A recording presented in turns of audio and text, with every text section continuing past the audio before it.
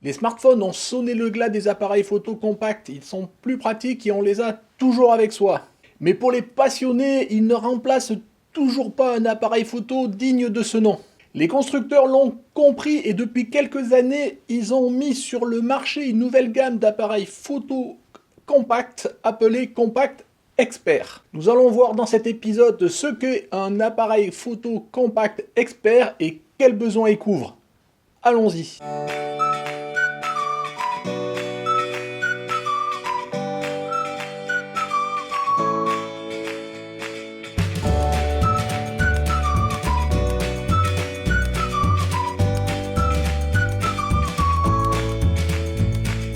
Bonjour, bienvenue sur Jeff Photographie. Donc aujourd'hui, nous allons parler, une fois n'est pas coutume, non pas de réflexe, mais d'appareils photo compact expert. Alors les appareils photo compact expert ressemblent beaucoup aux compacts qu'on a connus au début de l'apogée du numérique, mais ils n'en sont pas tout à fait. Les appareils photo compact expert prétendent faire concurrence aux appareils photo réflexe. Mais il faut l'avouer, même si leur qualité est de mieux en mieux, ils n'y arrivent quand même pas à la cheville. Mais alors, quels sont les avantages et les inconvénients de ces appareils photo compacts experts? À qui se destinent-ils et surtout, pour quels usages? Autant de questions pour lesquelles nous allons essayer d'apporter des éléments de réponse aujourd'hui.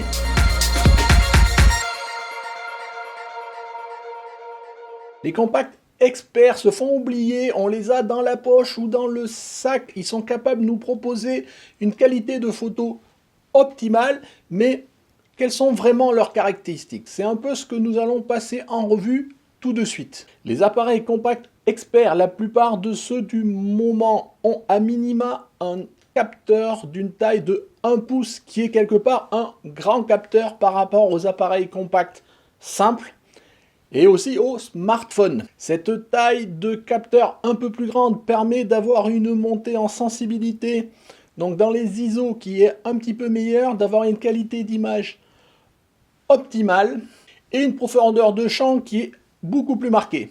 De plus, la totalité des compacts experts permettent de shooter en RAW, et donc ça permet, comme avec un appareil photo réflexe ou un hybride, d'avoir toute latitude d'affiner ses photos en post-traitement.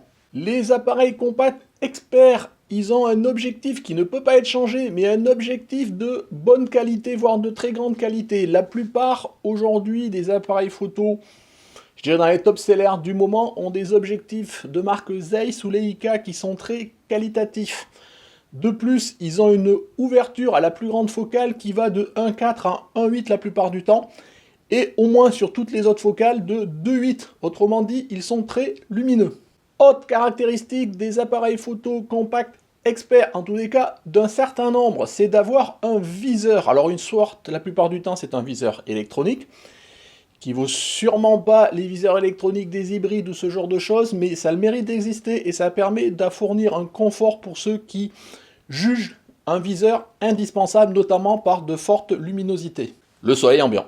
L'appareil photo compact expert a, comme tous les appareils photo compacts maintenant, notamment numériques, un écran dédié sur lequel qui peut servir soit de visée, mais surtout essentiellement de pouvoir naviguer dans les nombreux menus et fonctionnalités que propose ce type d'appareil photo.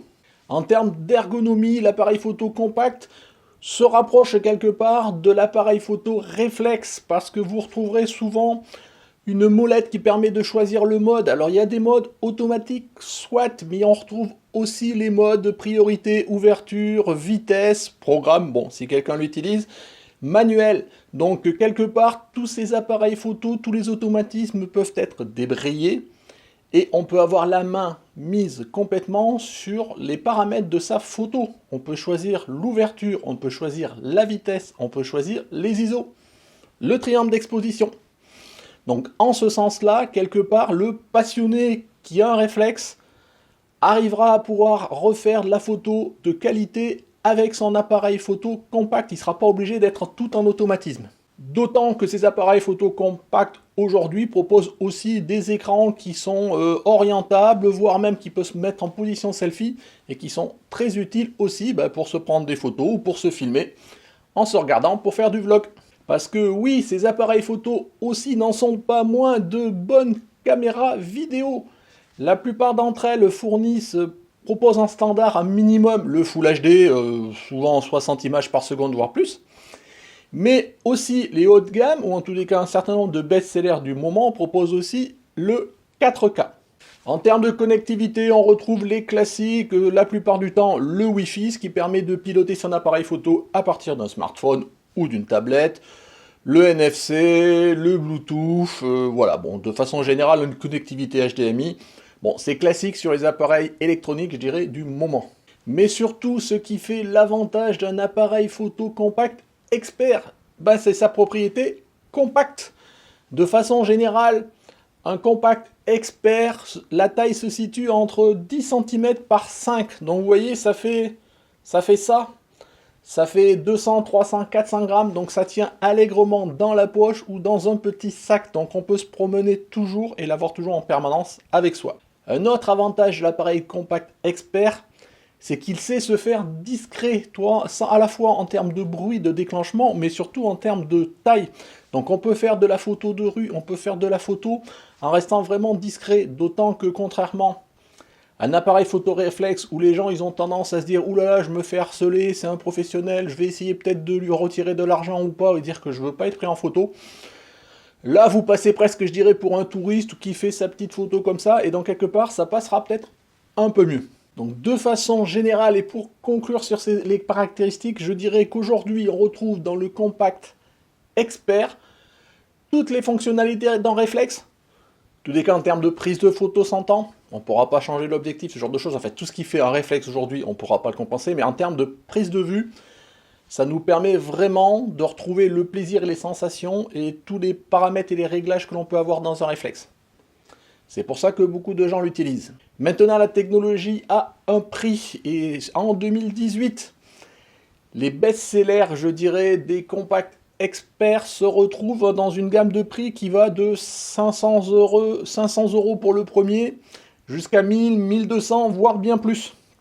Donc c'est vraiment des appareils photo qui, au niveau prix, peuvent concurrencer un réflexe. Au niveau performance, ces dernières années, les technologies ont tellement évolué que les appareils photo, donc je dirais compacts, haut de gamme, mais je dirais dans les best-sellers du moment, j'en reviens toujours à ces best-sellers, on y reverra tout à l'heure ce que je veux dire par ces best-sellers, commencent à taquiner vraiment le réflexe en termes de qualité de photo. Alors, bien sûr, je ne compare pas un réflexe haut de gamme avec une optique de sériel pour Canon ou autre, mais de façon générale, avec une optique standard et un réflexe standard, je pense que les appareils photo compact experts vraiment rivalisent en termes de qualité d'image. Et je pense que si vous mettriez à côté une image issue d'un compact expert et une image issue d'un réflexe, voilà, c'est pas forcément facile de voir la différence. Alors je vous disais que la plupart des compacts experts maintenant, ils sont un capteur autour de 1 pouce, mais vous en trouvez même certains qui ont des capteurs de taille au-dessus, essentiellement 4 tiers, parce qu'après on sort un peu de la gamme du compact réflexe, et si on veut garder à peu près les tailles 10 par 5 comme je vous disais, voilà, au-delà de 4 tiers ça commence à être compliqué, mais vous voyez, plus le capteur est gros, et plus vous avez des qualités optimales en termes d'image. En ce qui concerne les processeurs de ces appareils photo, ils ont vraiment bénéficié de la course à la technologie pour l'implémentation des capteurs photo dans les appareils photo. Ce qu'il faut aujourd'hui, ce sont des vraies bêtes de course. Et ils permettent notamment, du coup, d'offrir des performances au niveau des compacts experts, notamment d'avoir des rafales assez conséquentes, souvent au-delà de 10 images par seconde, et avoir des autofocus précis et performants.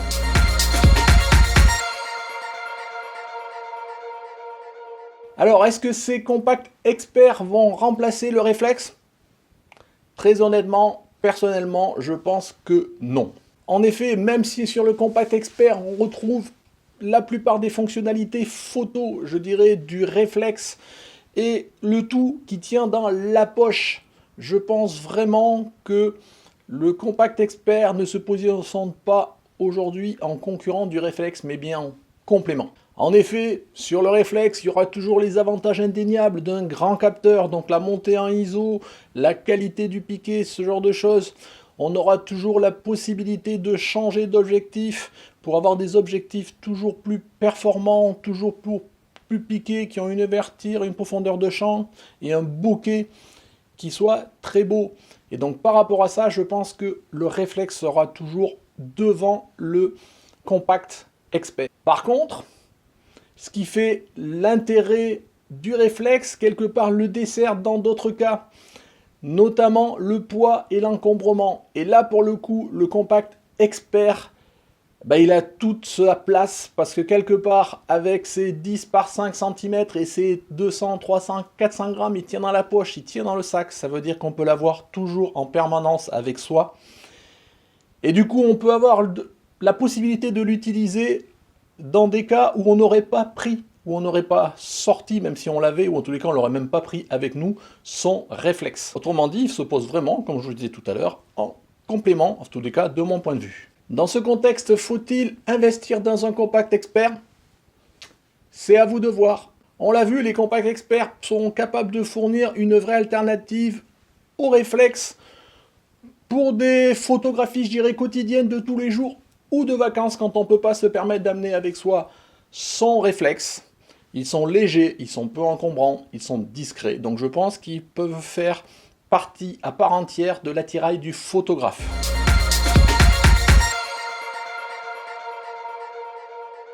Quels sont les appareils photo compacts experts que je vous dis depuis tout à l'heure, best-seller du moment? Donc on retrouve essentiellement les marques standards qui sont Canon, Sony et Panasonic. Donc je vous ai donné quelques caractéristiques et je vous afficherai un tableau ici pour vous reprendre les caractéristiques. Donc on retrouve le Canon PowerShot GX5, le GX7 et le GX9. Donc tout ça c'est pour Canon. Donc pareil, des capteurs d'1 pouce, des résolutions de 20 mégapixels qui est globalement la résolution classique des compacts experts. Des focales souvent qui ouvrent entre 24 et 70, 24-70, voire 24-100 mm. Qui ouvrent souvent, je vous disais, entre 1.4, 1.8 jusqu'à 2.8. De la stabilisation optique, n'oublions pas. Donc ces compacts sont aussi stabilisés la plupart du temps sur 5 axes. Donc ils permettent vraiment de faire des photos avec des temps de pause qui sont très longs. Et enfin, certains d'entre eux possèdent des viseurs. Donc voilà, donc vous regarderez, donc je vous ai cité les 3 compacts, le GX5, le GX7, le GX9. Vous retrouvez aussi après des Panasonic, des Lumix, avec le TZ100, le LX100 et le X15. Et enfin, vous avez quelque part, je dirais, le best-seller vraiment du moment, celui qui rafle, je dirais, tous les succès, c'est le Sony Cybershot RX100. Alors le dernier, c'est le RX100 Mark V, mais dès le Mark III, je dirais, il est vraiment dans un critère de qualité. Il se positionne vraiment dans les best-sellers et il continue à les vendre autant que le 5 parce que il est un petit peu moins cher. Donc le RX100 Mark III, Mark IV et Mark V, la dernière mouture, sont vraiment dans les best-sellers. Je vous laisse regarder le tableau. Je vous laisse regarder aussi la colonne des prix. Et on voit que quelque part, les prix, c'est du simple au double. Donc ça commence à 400, 500 euros et ça monte jusqu'à 1200, 1300 pour cela. Mais il en existe aussi des plus chers. Donc on voit que le choix d'investir dans un compact expert performance est un vrai choix aussi financier. Donc c'est pas juste pour le plaisir parce que c'est un choix qui doit être pensé en fonction de l'utilisation qu'on peut en avoir.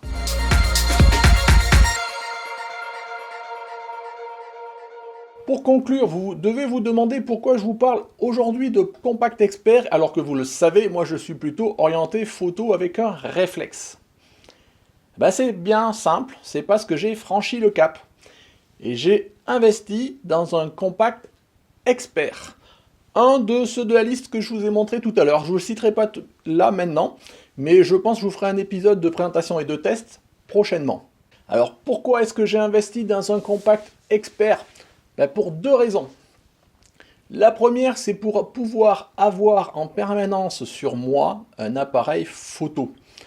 Je ne me balade pas au quotidien avec mon réflexe. Je le prends vraiment quand j'organise une sortie photo. Mais quand je vais au boulot, quand je vais chez des amis, quand je me balade à droite ou à gauche, ou au demeurant, c'est pas forcément une sortie photo que j'organise, si je prends pas mon réflexe. Et là, pour le coup, je peux avoir avec moi toujours un appareil photo qualitatif qui me permet toujours de prendre plaisir à la photo, de pouvoir toujours faire mes photos, priorité, ouverture, vitesse ou manuel, faire des pauses longues, travailler sur les ISO, en gros sur mon triangle d'exposition et donc essayer de faire la plus belle photo.